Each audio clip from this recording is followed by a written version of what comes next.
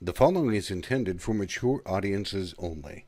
If people are easily offended, if they have their feelings hurt in any way, shape, or form, or you don't want to be listening to anything about the vapor industry, please change your channel. Hey folks, P. Basardo here, and you're listening to the Smoke Free Radio Network.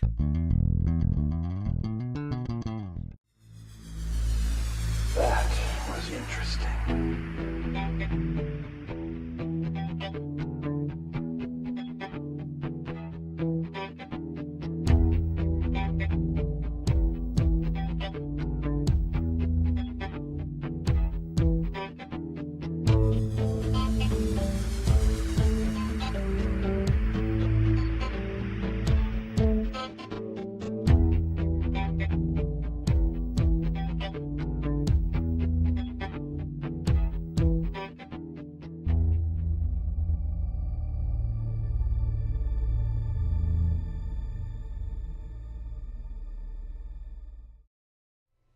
Good evening, everybody. Welcome back to another edition of Vaping in the Mic.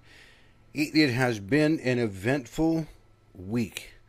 It doesn't matter what anybody says. Whether you were part of the OHVTA conference this week, which was held on Tuesday, or whether you have been part of the group of people that has been discussing, would be a right kind of word, recent happenings and rulings, or if you have just been part of the normal everyday-to-day vape community, we have all had a ton of things going on. And that's what I'm going to be discussing here in a few minutes with this evening's guest. He was part of the OHVTA conference. He is a board member of the OHVTA. And we're going to talk about a couple of things that happened during the conference itself, some great highlights of things. We're also going to cover a little bit about the ruling. He was talking with, a couple other people this morning about that very subject. So we've lost sound. There is no way we could have lost sound. Somebody out there, please tell me. Please, oh please tell me that you can hear me. Mr. Tarling, I know you're there. Oh, please tell me you can hear this. Now, I'm not going to pull a Brent for an hour. Thank you, Bill. This evening, normally I connect with people on Zoom. This time I've got Zoom in a little bit of a different fashion, which is the guest tonight joining me on audio only. He's got a lot of busy schedule going on. But the first thing, and especially since I see this guy, Austin Hopper, and I see everybody else, Mr. Clemens, very nice to see you. A friend of mine, Bonnie Nichols, is here. Bill Tarling, of course. Rick Anthony, nice to be able to see you this evening. A lot of people were at the OHVTA conference, and I thought it was amazing.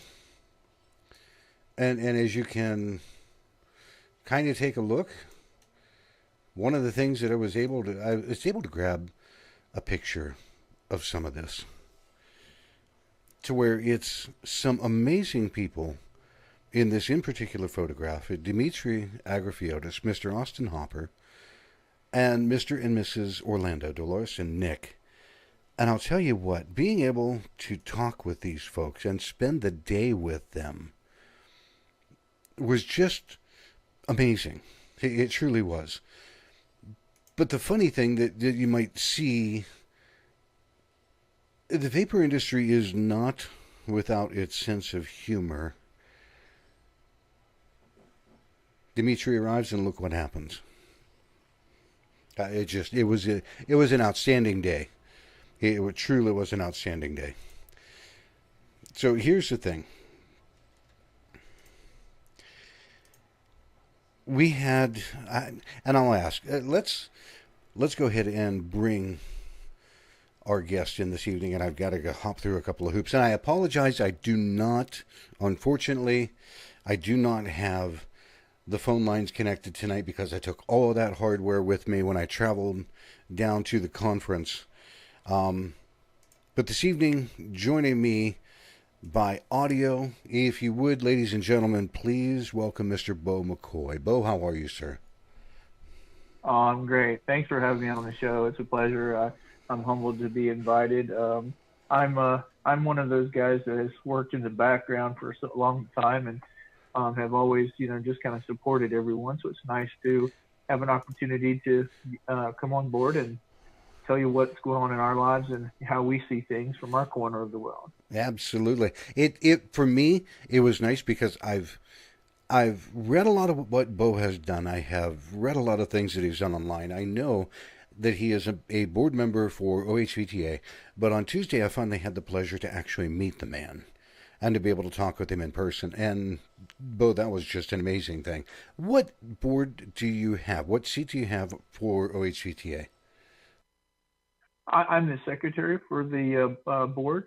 I was nominated by one of the other board members to uh, go up for election, and we held election in January, and I was elected by the members, and I'm actually thrilled to serve on the board. And I'm not quite as active as Mr. Jarvis, but then again, I don't think anyone in the world could be as active as him.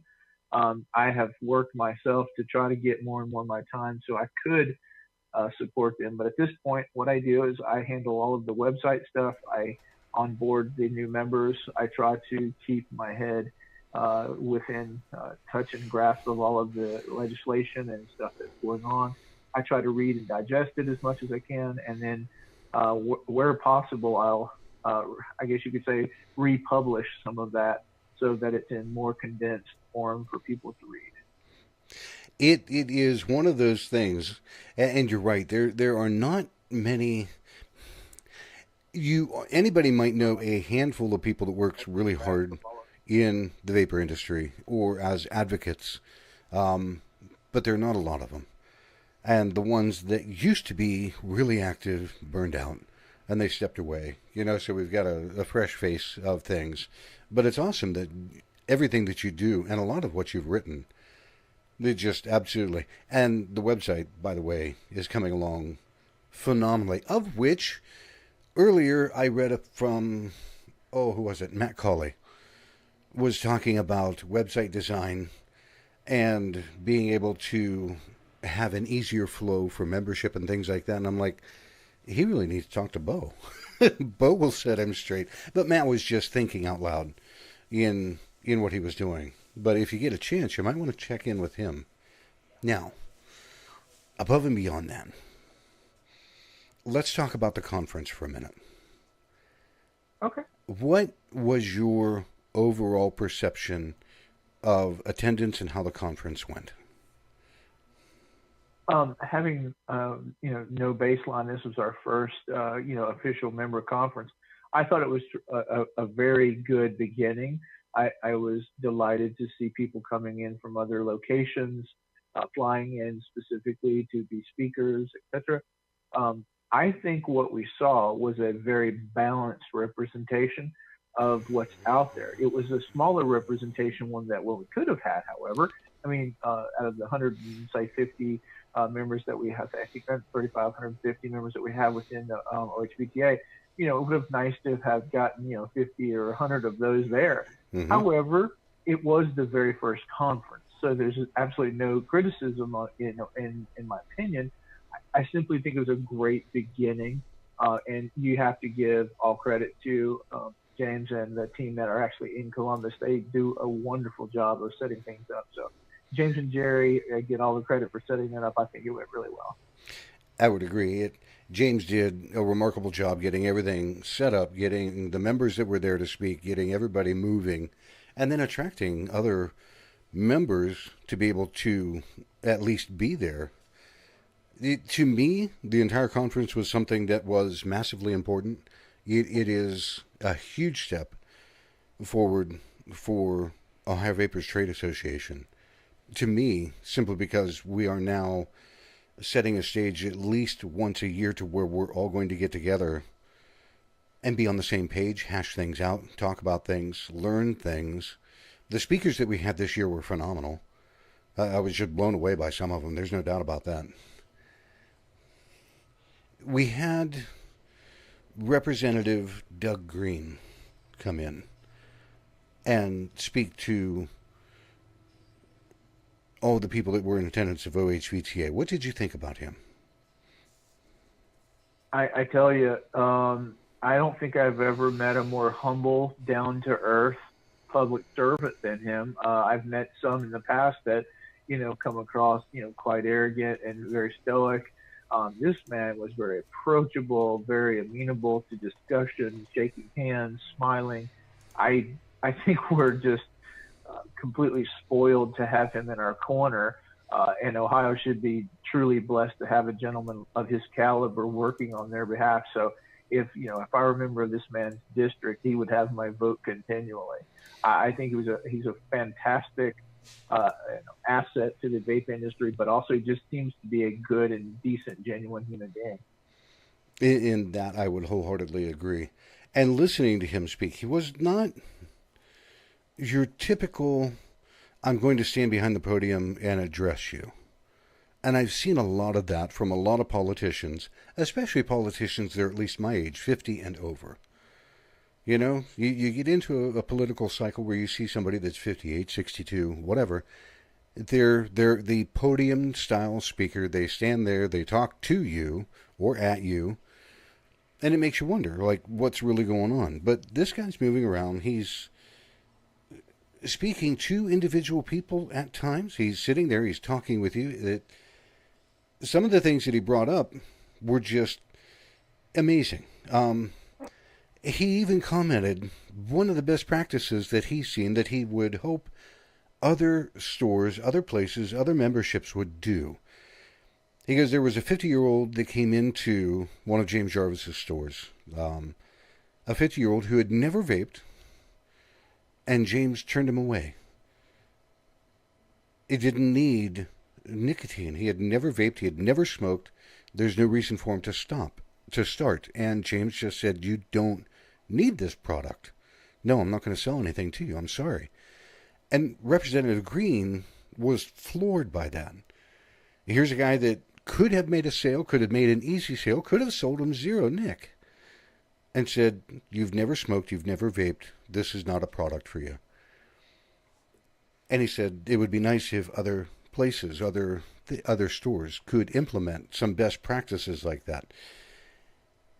One of the other things that he actually brought about and was talking about, he goes, some representatives in Ohio, now he's not speaking for anybody else, just for Ohio, he said some of the representatives that he works with have never gotten a phone call, an email, or anything concerning any vape-related item. I was shocked about that. Because to me, being an advocate, you have a problem, the first thing you're doing is getting in touch with your state representatives and saying, hey guys, I have a problem, let's talk about this.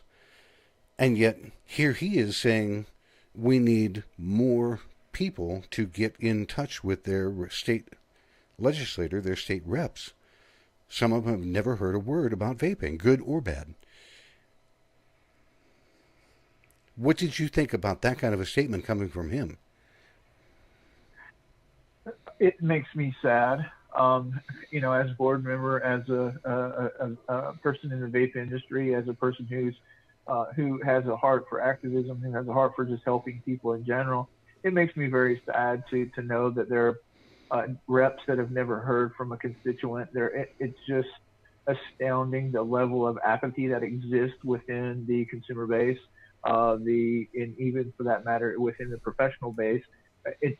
There's a level of apathy that needs to be broken, because I don't think the average consumer or the average shop owner, maybe that's a little harsher, but the average consumer certainly, and possibly some or a large portion of the shop owners, they just don't understand the gravity of what we're facing with the FDA regs and the new the new fervor against vape.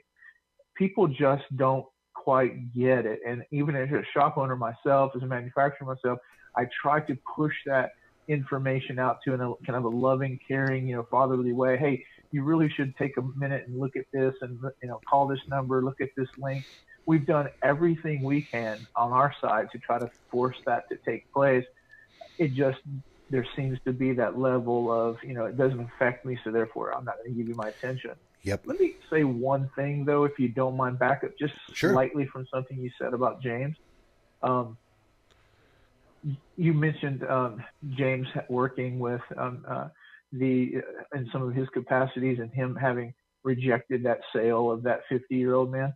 I think that speaks to the character of James Jarvis. The character of the man that we know as James Jarvis goes way deeper than a store owner or a manufacturer. As a matter of fact, I'm going to go so far as to say when I met James about a year and a couple of months ago, I did not know the man. So it took me a while to learn who he was and what he was all about. And my initial impression was an iron sharpens iron type guy. He's kind of a rock that other guys sharpen themselves against because, and I'll explain that, his character in this industry and what he does in this industry is an example to be followed. And I don't give out that level of kudos / accolades without having learned the man's character. So he's not paying me for this, and he may never even listen to this broadcast. I have no idea. But I can say this. What Representative Green said and what James did is the exact type of thing I wish we could impart in other people who are advocacy based or other store owners, other manufacturers. And I'm learning as I go to try to sharpen my own skill set and my own character within this industry because I'm relatively new, having come from 15 on, and James has been around for a while. So I look to him as in leadership, obviously because he's the president, but also because his character demands it. I 100% agree.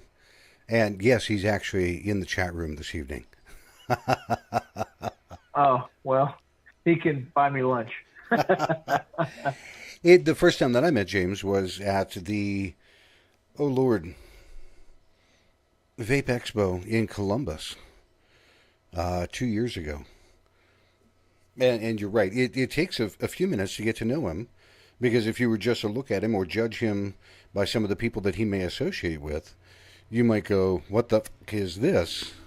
and not really realize the depth of character, the type of person that he is, anything like that.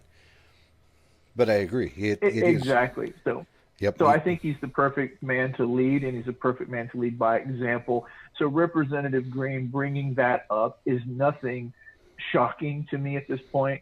If it had happened a year ago, I might have just shrugged it off. But now, if I hear Representative Green or anyone for that matter making a statement like that, I say absolutely. That James is that guy. Yep. I just saw Matt Culley pop into the chat room, so I'm going to say it again. Matt, you had put out a chat, thinking out loud earlier about how we can streamline a process to get more members, to do phone calls, to do cold calls, things like that. This guy that's on the show tonight, Bo McCoy, is somebody I think you might want to get in touch with. Just to have a chat with him, a conversation about doing just that, because he's actually done these very same things with Ohio Vapors Trade Association website to be able to make it much easier for people to become members, to update registration information, stuff like that. So Matt, if you can, get in touch with Bo McCoy. I read your post. I read a lot of the things that were on there. It was kind of awesome to see that come up, though, because he's right. There are a lot of state orgs that unfortunately may be lacking behind or not up to speed with technology in today's world, which is a whole different topic. I just saw Matt come in. I'm like, okay, we'll mention this one more time. As we continue going on, the next guy that was up to talk that really kind of caught my fancy, and I'll ask your thoughts of him first. What did you think of Mr. Nick Orlando?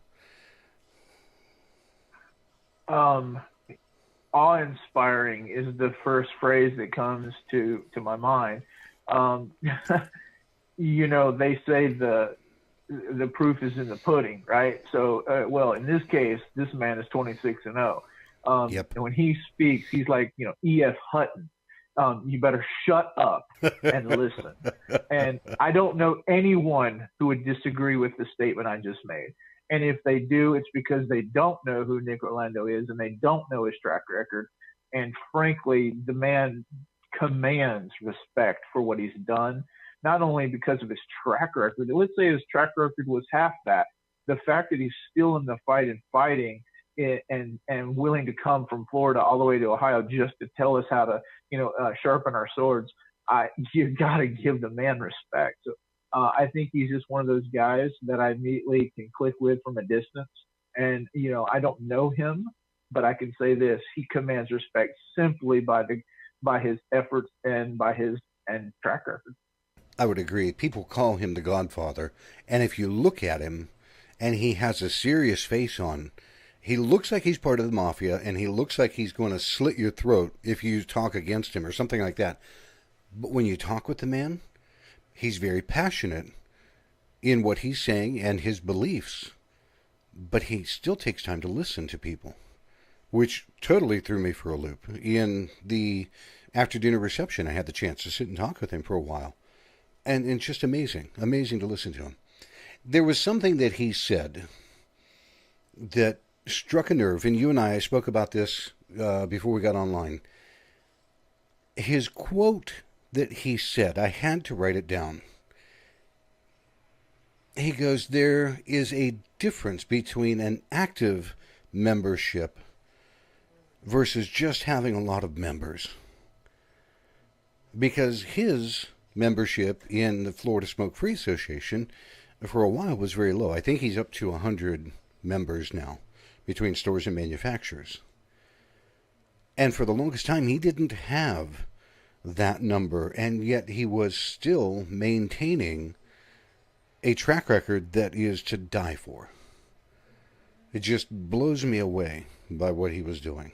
And the fact, like you said, that he's 26-0.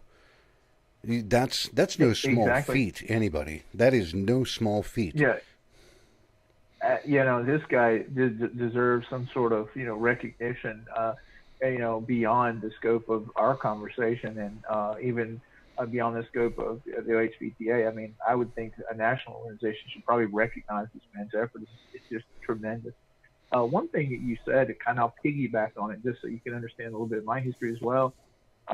When I was coming into the vape industry, I had kind of my head down, just working on building my stores, building our brands. And I really didn't pay attention to a lot of the advocacy part. Mm-hmm. It wasn't until last year that the light bulb kind of went on in my mind that I owe a debt to the vape industry for bringing me in and treating me so kind, as it were. I owe a debt, and I owe that debt back to them. And by them, I mean everyone in the industry.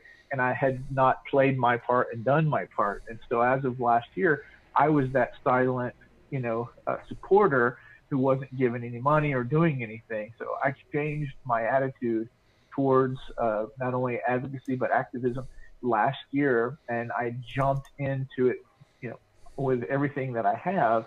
And that's why I say, unlike James, who's been doing this for years and who's just on fire with it, I have just recently come into the fray of the advocacy / political side of the vape industry, and I'm trying my best to give everything I can in every direction, not only just energy but also writing and donating, etc., just to play catch up, as it were, and to try to pay my dues.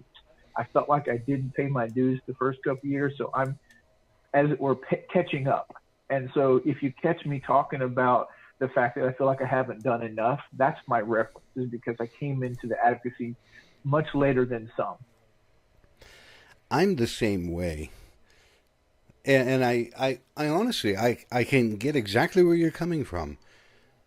Because in the early stages of what I was doing, I was vastly unaware of the work that was being done by people that I, honest to God, didn't know. And yet, the things that they were doing before I really became involved, just even in my own state, there's James Jarvis and everybody else that had, defeated 40% wholesale tax and all kinds of things. And I'm the same way. It's why I love doing what I'm doing now and being able to talk with people like you to be able to help either educate or connect people or keep our family moving, if you can put it that way. So I know exactly where you're coming from. So I've embraced advocacy because, first of all, everyone should embrace advocacy, but I've embraced advocacy because of what the FDA did when they shut us down from making new product. They took away my creative, juices, as it were.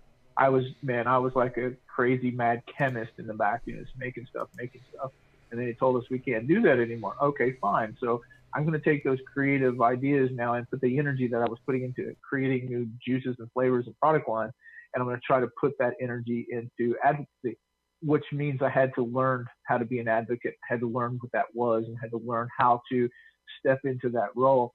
So it's not about me. It's about the advocacy. It's about the work.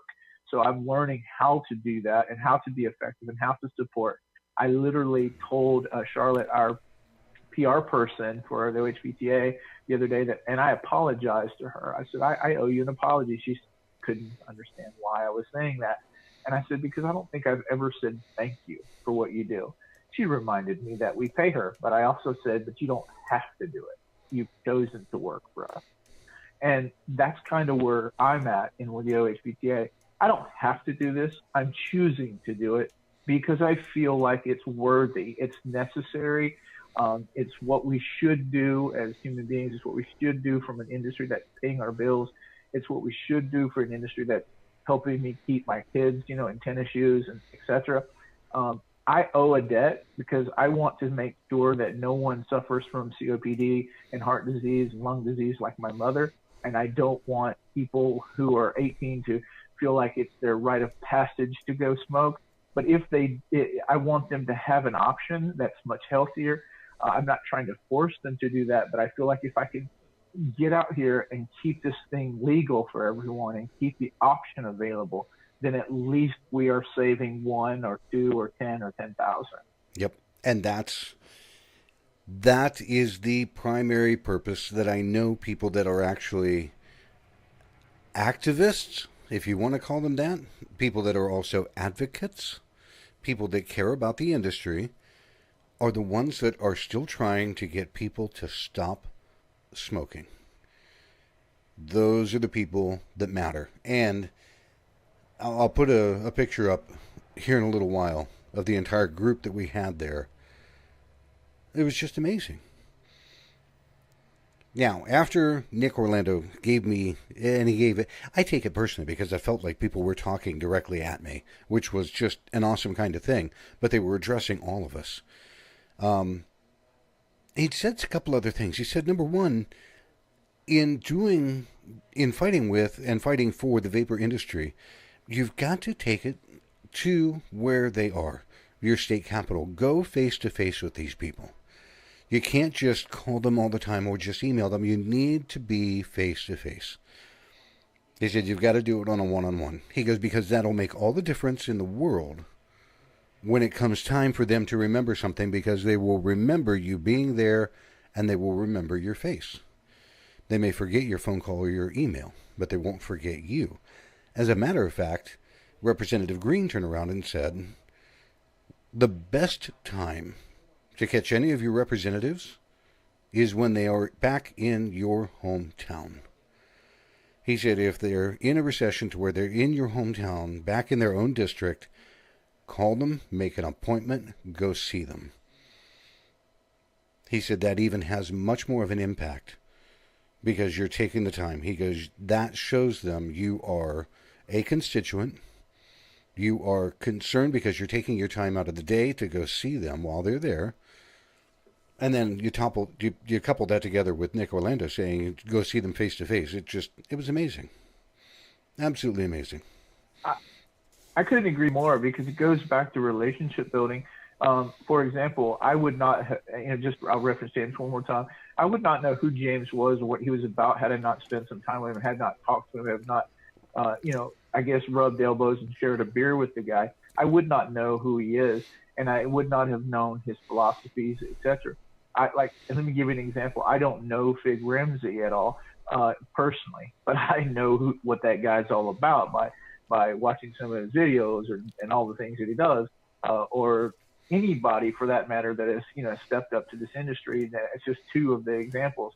If we just take those two examples, the relationship that I built with Fig is I've embraced his mission and I've accepted his mission as valid. The relationship I have with James is because of time spent and as a common denominator being in the same state. So we have a relationship. I have a relationship with Fig. It's different than the one that I have with James, but they're both valid. So having said that, I may not get to hobnob and have a beer with my representative, but I damn sure better know his name and I better know where his office is, especially when he's back in town, so that I can stop in and say hi and remind him that there are still issues that we're still fighting for. So I kind of took that as a personal challenge when I heard that. And I haven't done that much to my own chagrin.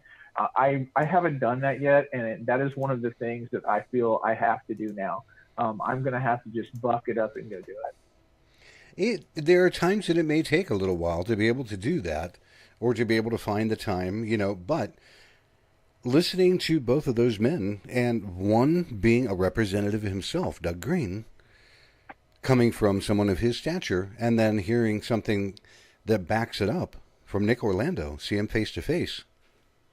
You put those two together, that means, hey folks, get off your duff and go do something about it. Powerful messages from both of them. I agree. It's the old phrase, challenge accepted. Yes. That was a challenge, and we have to accept that. Very much it was a challenge, but it's a challenge that is so worthwhile that it's not even funny. Just absolutely worthwhile. I'm resizing some of these pictures as I go along because I want people to be able to see all the people, the group. Now, there were a couple of other speakers because we had quite a few of them. There were a couple other speakers that were at the conference. The next one that was up was none other. I take that back. The other representative. Oh my God, James is going to shoot me.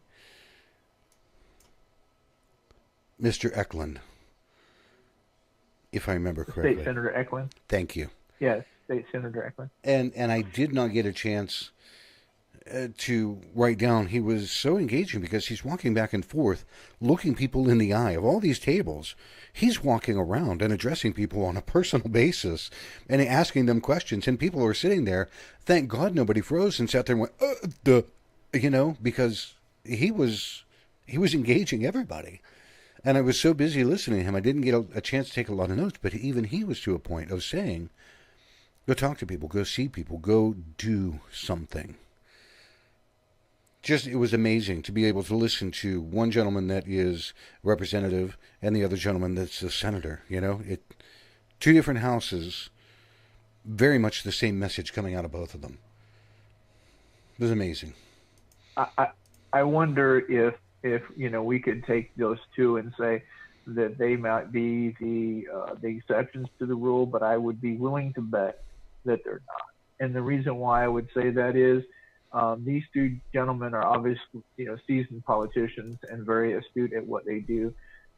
They would not tell a group of people to engage their representatives, or they would not invite you to do something on a whimsical idea. They're saying, look, here's the formula, here's the magic formula. Get off your asses and go and meet with your representative. Contact your state reps, do the work, and then then if you don't get what you're looking for, then there may be a next step. But at this point, if you haven't done the basics, then you haven't done enough to even complain yet. There was one quote, I did find it in my notes, that he did say. He goes, when you go to talk to your representative or a senator, take your time, make your point, but do not overplay your point. Meaning, don't sit there and drag it out and browbeat somebody with what you have to say. Make your point and that's all. Because these senators, representatives, everybody will listen to, if you sit there and say, here is my point, and you make it, they'll respect that. But if you sit there and browbeat them, they're just going to give you the mental finger, and you're never going to go anywhere with them. That I found very interesting with him. I thought that was good that you brought that up, because I thought it was good that you remembered that and wrote that down. That is good. I mean, that's good for anytime you sit down and talk with someone.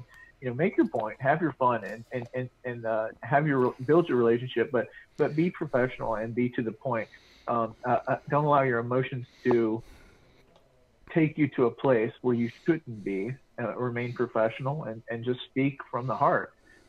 It's been my experience that most people, I come from the medical industry years ago, and most people will hear you out as long as they hear, sincerity in your voice.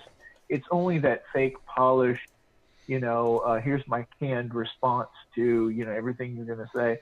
I think if you're just being sincere and you're sharing your heart and your story and you're giving them something that is personal, I think it's really hard to shut that down. Representatives, I'd be willing to bet, for the most part, care about their constituents. So there has to be some level of care, even if it's just the 50-50. They want to hear the personal side. That they don't want to hear your canned response of what you're supposed to say. I think they want to hear more about the personal effect of what you're talking about. I would agree wholeheartedly. And it's kind of what he was saying, is make your point and then stop. Because it does more damage to continue to go on and on. And again, and we've spoken about this with other people, being professional is one of the most key elements in addressing any legislative person anywhere. Now, and obviously people like Nick Orlando and James Jarvis and others are much more seasoned and adept at doing this. So this is just kind of a layman's version of what the speakers were saying, and a layman's interpretation of what they were suggesting to us. So I've never had the opportunity to sit down, or never taken the time. It's probably a better way to say it. So people like James and Charlotte and others and Nick Orlando, they can tell us probably, amen or no, watch out here or whatever. But at this point, just regurgitating what our speakers have said, I think that's what I'm hearing: be personable, to the point, and professional. Yep. And that I wholeheartedly agree. These are going to be a little bit out of line because I took the paper, but I don't remember the order that they had spoken. And I believe the next person that was up was Dimitri Agrafiotis. And his presentation, if people weren't paying attention when he started to speak, I know damn well by the time he was done, everybody heard everything he said.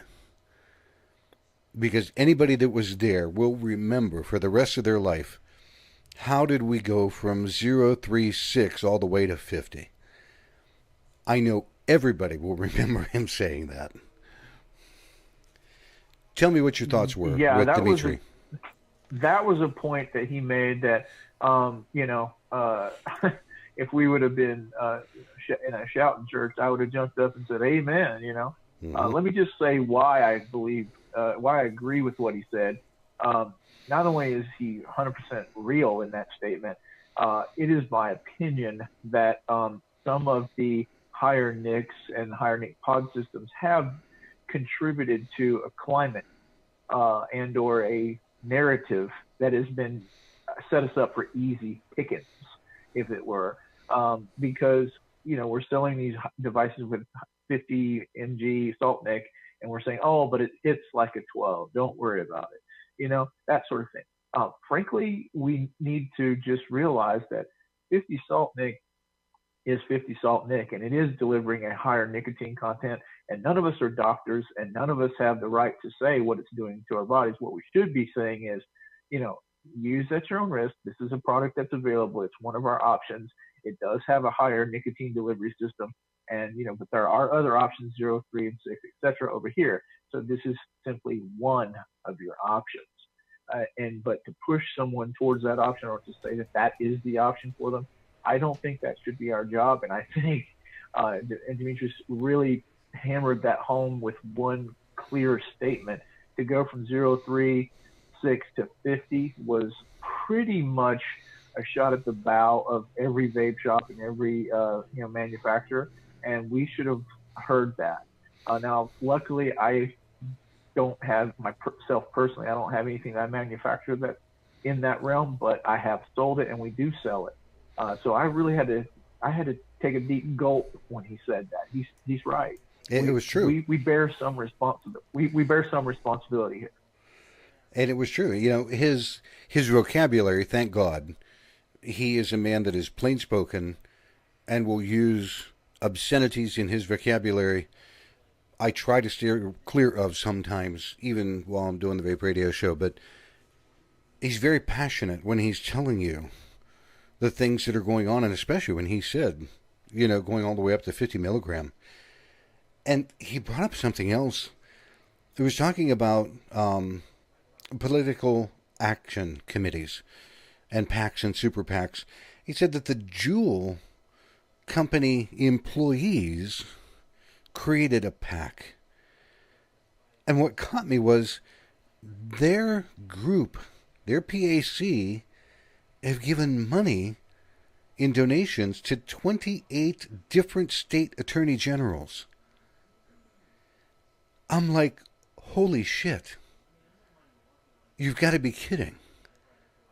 And you know that they're not going to be arguing our side or our points. Do you know what I mean? Oh God, when he said that, my thought was, I have to be honest, my thought was, oh dear God, what does that mean for us? And I have to admit, it was a little intimidating when he said it, because to realize the amount of money that's floating around there in opposition to us and what we stand for, it can feel like a David and Goliath, every single day. And he just kind of hammered that point home for me with that statement. So yeah, I was a little bit intimidated when he said it. Yep. The next person, because even Dimitri, all of these speakers had a wealth of information that they were talking about, that they were all kinds of things. The next person that I wanted to talk about, and people may know some things about him, they may not, was Mr. Tony Abood from the VTA. This guy came in from Washington, folks, to be at the Ohio Vapor Trade Association conference. And the information that he had would blow you away. But you couple that together with the slides that this gentleman had with him, and you put the information and the optics together, floored me. Absolutely floored me. I'm not going to divulge some of the information because some of that was just meant for the Ohio Vapor Trade Association. And I would encourage you to get in touch with James Jarvis, talk to him about it. He may share some of that information. I'm not going to. I haven't spoken to James about it. But the things that Tony was talking about and the way that he presented things that were going on in the state of Ohio on the national level, things that were going on behind some closed doors, it was either such an extreme positive that it bolstered you and gave you this understanding to say, yes, we can do this, all the way to the other side, that if it didn't raise the hair on the back of your neck going, we have a problem that we have to address, then somebody wasn't paying attention. If it didn't grab you in one way or the other, somebody wasn't paying attention. Let me tell you, in regards to Tony, I had kind of an aha moment when he was speaking. I have been a member of the OHVTA for some time now, and not having a lot of information, or not having ever interacted with our parent home group of the VTA, I didn't really know much about Tony. I'd heard good things. I simply didn't have any point of personal reference. As he was speaking, I cannot tell you how deeply I was impressed with the information and his breadth of knowledge that he had about what was going on in DC and what the status of the vape industry is from a legality and from a regulatory standpoint. I can just tell you this, and this I'll leave it my opinion of Tony and what he said at this. He stirred me to the point where I realized that I have to support this gentleman's work and support what they're doing. And I leaned over to him later and verbally committed to be a Keystone member for our company to actively give money to VTA directly. Also, we give money to OHVTA, but we're going to join the VTA as a sponsoring member simply because I have to put our money and I have to put our efforts where things are being done. And he's doing things that I could never hope to accomplish. So I'm going to try to make that happen financially. So we're going to be a Keystone member. And I say that not to pat ourselves on the back, but that just goes to show you the level of stirred, I don't know, it just stirred something within me that this guy is doing things that we need to support. So if that helps you understand my level of commitment to what he said. Very much it does, because there was a lot of information that he showed in his slides that really hit home, and to drive the message home about not only the industry as a whole, but our personal role in the industry it was phenomenal. Absolutely phenomenal. One other guy. And all the more reason for if our listeners and the listeners that are, maybe listen after it's recorded will take away anything from the discussion thus far is, first of all, you missed it. You should have been there. I mean, that's just the bottom line. But second of all, you should be engaged and try to reach out to these different individuals and organizations, because there's a lot of things that these guys are, a lot of wealth of knowledge and the depth of what they're able to accomplish. We have got to keep tapping into that. And if you miss this conference, of course, there's no, condemnation there. What we want to do is invite you to say, okay, don't miss the next one or the next one, so on. So the next time these guys are around, and you have an opportunity to hear these guys speak, you should do that. I would wholeheartedly agree, because the level of knowledge, experience, and professionalism that was in that room was amazing. Just amazing. We are so past time on some things, but there's so much to talk about. The last person that I want to talk about that presented for the OHVTA was none other than Fig Ramsey. Now, in the picture that I'm showing, Fig's the guy that's in the middle. For anybody that doesn't know Fig is in the middle of this picture. On his left is Kevin Crowley, who is a blogger, who doesn't have any ties to the industry, just that. And on the right is a fireball, Lindsay Stroud, who works for the Heartland Institute. So we attracted more people than just, hi, I'm a vapor, or hi, I'm a shop owner, or hi, I'm a manufacturer. Because we also, in attendance, just to be there, was Austin Hopper. And more people that I couldn't even name. You'll see him in the picture. But when Fig was talking, and granted he was talking about vape tithing, I don't think people realize just how much vape tithing has actually done and accomplished.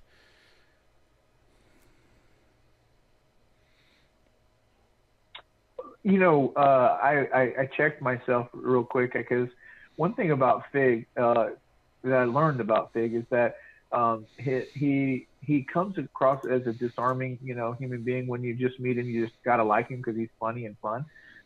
But don't let that fool you. That is the disarming part of who the man is. But once he's got you in his lair, as it were, he's going to hit you with every possible and conceivable way for you to understand that what he stands for is connecting the dots between state to state and arming people with products so that he can give back to the state, so that the states have money to go and do the fight and the work that they're doing. So Fig is one of those guys that probably would in some circles would be, oh, he's just, fade tithing guy. Some people might dismiss that, but let me tell you, if they do that, they've dismissed to their own peril, because what they've missed is the passion and heart of the man. And the passion and heart of the man is what actually forces and drives him to do the things that he's doing. The numbers are amazingly impressive. Hundreds of thousands of dollars given. Okay, if that didn't impress you, and his jocularity and funness doesn't impress you, the passion doesn't impress you, well then, first of all, I don't think I want you around me. If those things don't bring you in and cause you to like this guy and like what he's doing, then you probably don't need to be around me either, because I'm going to be that guy who's like, Fig's, bouncer guy. I'm going to bounce your ass out of my presence, because if you can't like Fig Ramsey for all the things that he's doing, then frankly, something's wrong in you that you need to fix, and come back when you're ready. Yep. I mean, that's how I feel about it. Very, very, very well said. The last thing I'm going to do is show a picture of the entire group of people that were in this conference. Now, people might think there might have only been 8 or 10 of us. For the people that weren't there, take a look at this picture, because you're going to see a lot of familiar faces that are more than just Ohio. You're seeing people that are around the country coming together to be able to help our organization better do what we do, to give better information. It's just, this is a photograph of an amazing group of people. And to be able to spend the day with them, hands down, was just amazing. Honest to God, amazing. If you look at that group, it's a motley crew, to be sure. And when you realize that probably 15 years ago or 10 years ago, none of these people ever assumed they would be involved in something like this, to bring people from various walks of life, education backgrounds, business backgrounds, etc., and then put them all together into one organization at one time, or one room at one time, and allow them to have a coalesced energy and a coalesced vision and mantra, as it were, to lock shields and join as one just for a day. It's astounding that if we can do it, then if we could figure out that this group can find a way to bring all of that, manpower and intelligence together, and we can somehow translate it over into the customer base and into the other shops that are less active, if we can find a way to transplant that, and project that out from this meeting, and so that people can take and grab the mantle and move forward and really run with it, then man, maybe we can, really get that army we've been looking for. But there's people in here that are, let's just be frank, they're self-taught in this industry. Yep. Many of these people come from either little or no educational background, and maybe some backgrounds. I don't know. I don't want to belittle anyone in any way, but when you bring it all together, my God, that's quite a crew of capable persons who have created a group that is powerful. If we could just find a way to take that group and permeate it out within the industry and stretch that into the stores and to consumers, man, we would be unstoppable, and we wouldn't be having a lot of these discussions. Well, it's one of those things that we're beginning to see, Bo. Take the Tennessee Association. They have a photograph really similar. You take Florida, and they've got a photograph that is really similar. You take the state associations that really give a damn, take their group photograph, and you're going to see passionate people. I guarantee you. All right, one quick thing go ahead. Okay, go ahead. I was just going to say that when I was in college, and one of the things I was in a group of people, and it kind of reminded me of it when I looked at that picture. One of the professors asked, he said, what is one thing that you think is unique, or excuse me, not unique, but is present in all of the persons in this room? And I took a few minutes to think about it, and I said, well, I would be willing to bet that the history of the persons that are in this room have brought them to this place, and the life experience that have brought them to this place has forged in them a willingness and a desire to be educated. So I don't know which came first, the education, the desire to be further educated, or the life experience forced them to want to be further educated. So having said that, I apply it to that group and say the life experience in that room and the sheer magnitude of the experience in that room was probably without measure at this point. I can just say that if we could do that more often, I think we could get more movement in the industry. I would wholeheartedly agree with that. We kind of blew past the time that I need to do this, but just real quick, we're going to take a couple of minute break for our sponsors for Smoke Free Radio, because without our sponsors, we could not do what we do. I couldn't do anything of what I'm doing. So we'll take our sponsor break. We'll be right back. And when we come back, we want to talk for a few minutes about a ruling that came out just this week. But we'll touch on that here in just a moment.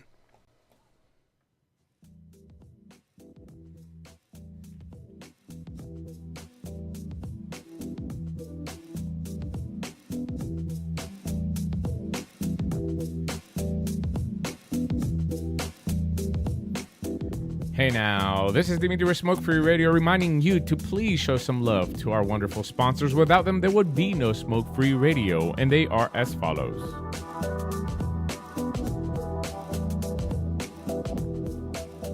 All the way from Florida, Moon Mountain Vapor, with locations in Florida, and their liquid available for wholesale and retail, moonmountainvapor.com.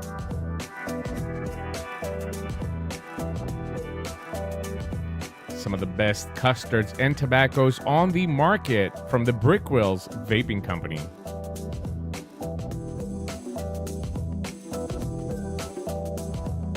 The lovely Shell with a vapor bar, locations in Texas, Virginia, and West Virginia.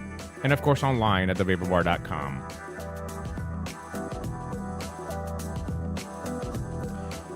And who says you can't have award-winning e-liquid without cartoon characters? That's exactly what you're going to get at theplumeroom.com.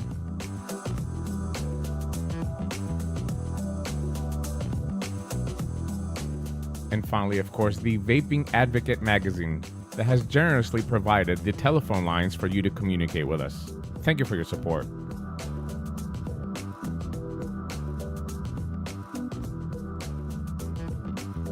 And finally, for you, the listener, don't forget to check out the coupons and codes page on Smoke Free Radio. Pick up some e-liquid and save some money.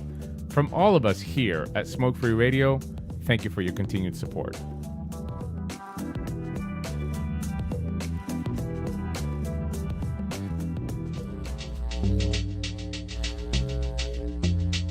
Hey folks, P. Basardo here, and you're listening to Vaping and the Mic with Mike Peterson.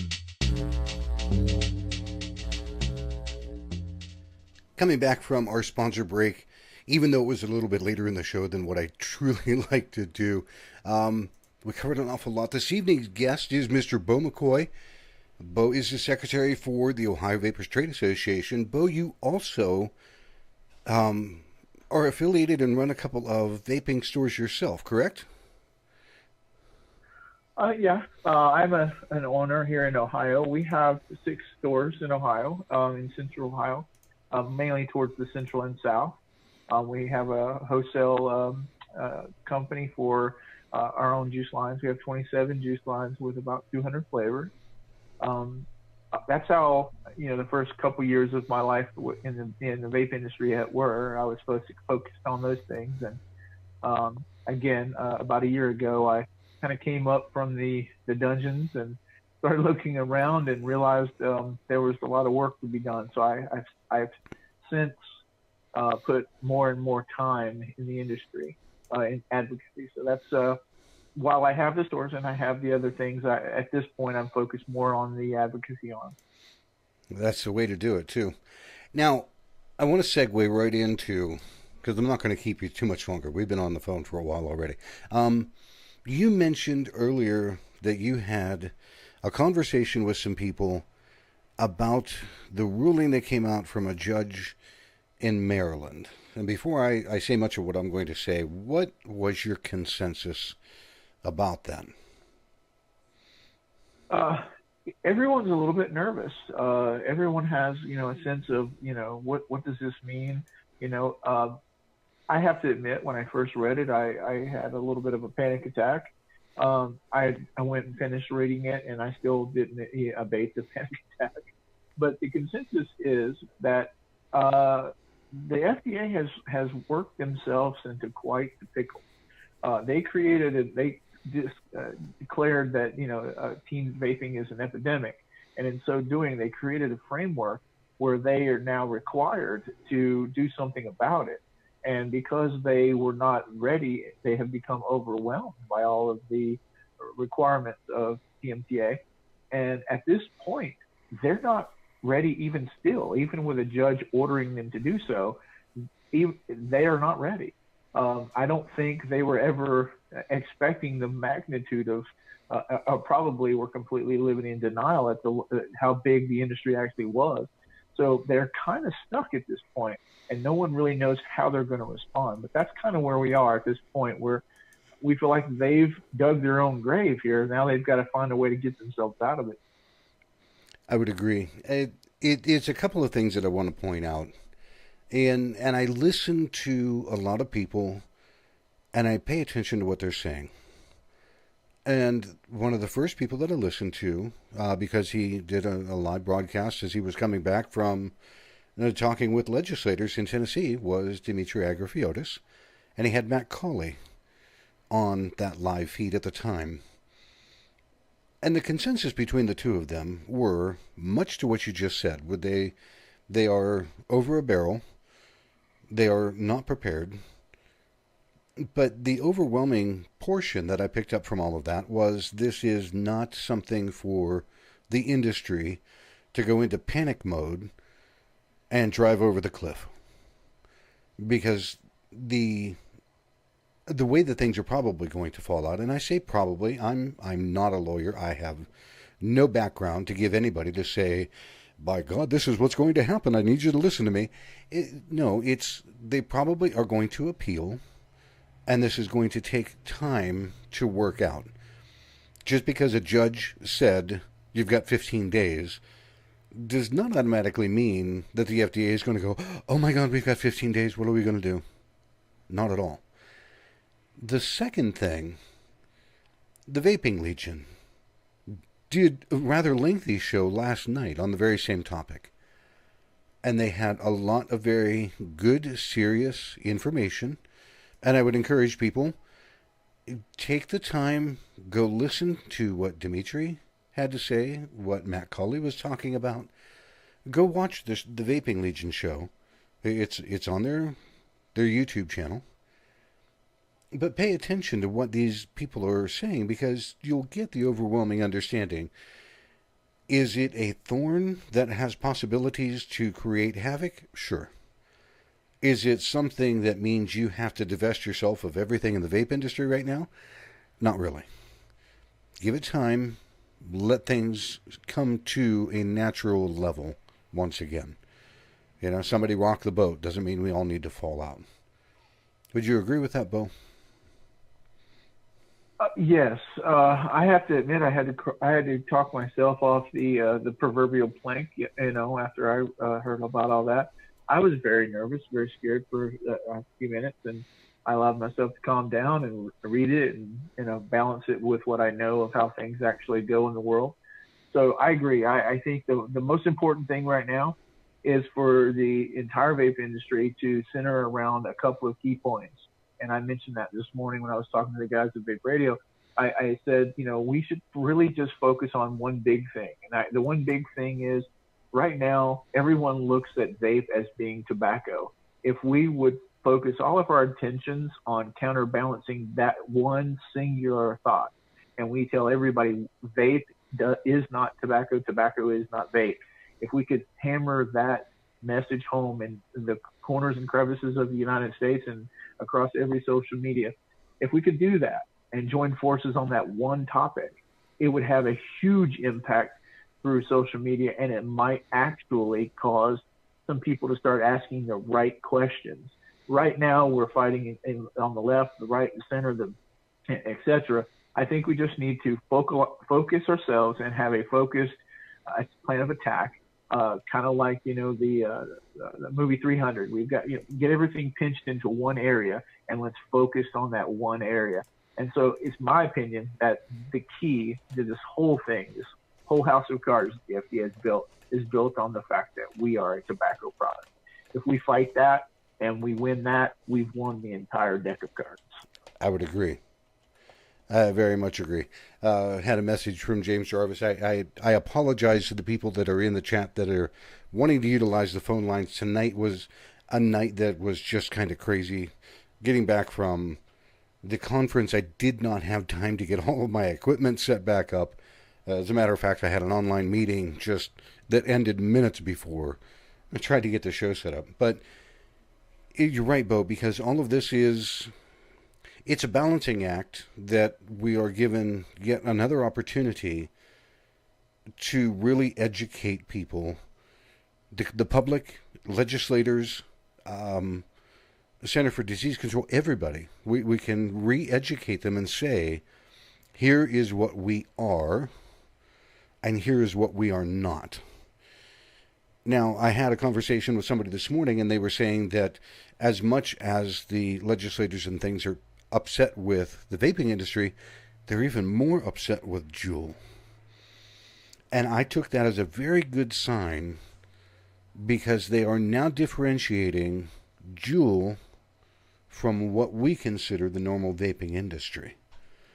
So there's a massive shift that is getting ready to take place. It's getting ready to transpire. And we as a group, as an industry, as functional groups, need to be ready to help push that balance over to one side that helps the industry altogether. I hope that makes sense. It does, and I feel bad in some ways for Juul. I think they've been scapegoated in a lot of ways. I'm not necessarily saying they've done everything the way I would have done it, but they certainly have a lot of impact on the industry. I think at this point, I think they've just become the fall guy, and I hate that for the fact that they were a leader in a lot of ways. They did, and they still do focus on converting smokers. So you have to at least, if you don't like them, fine. If you hate them, fine. But that's your opinion. But we also need to remember that if we're being honest, they, with the only exception of a few things that they've done, their product is very similar to a lot of other products. And if we're going to hate one, we probably should hate them all. So I don't hate Juul. What I hate is that some of the decisions they've made and the alliances they've made and the statements they've made publicly counterbalance some of the things that we know to be true, things that we would wish they wouldn't have done. So I guess if you want to be a devil's advocate here, I could do that for a minute. I don't want to throw them under the bus. I think they did that to themselves. I don't think that that's my job, but I can tell you this: I personally feel that the product has its place, but it's not obviously in the hands of a teenager. So we need to work on that and help polish the image, not only of that Juul has created for themselves, but also that the industry has created for themselves. We did a lot of stupid things early on in the vape industry. So let's, just quick reminder check of hand checks and cloud comps and, stupid packaging, etc. There's a lot of blame to go around. So I'm not going to blame, one place. I'm just going to say, you know what? If Juul wants to rehabilitate, then they can stop, all of the negative things that they're doing and the lobbying against us and join with us. And then I'll welcome them back into the fold.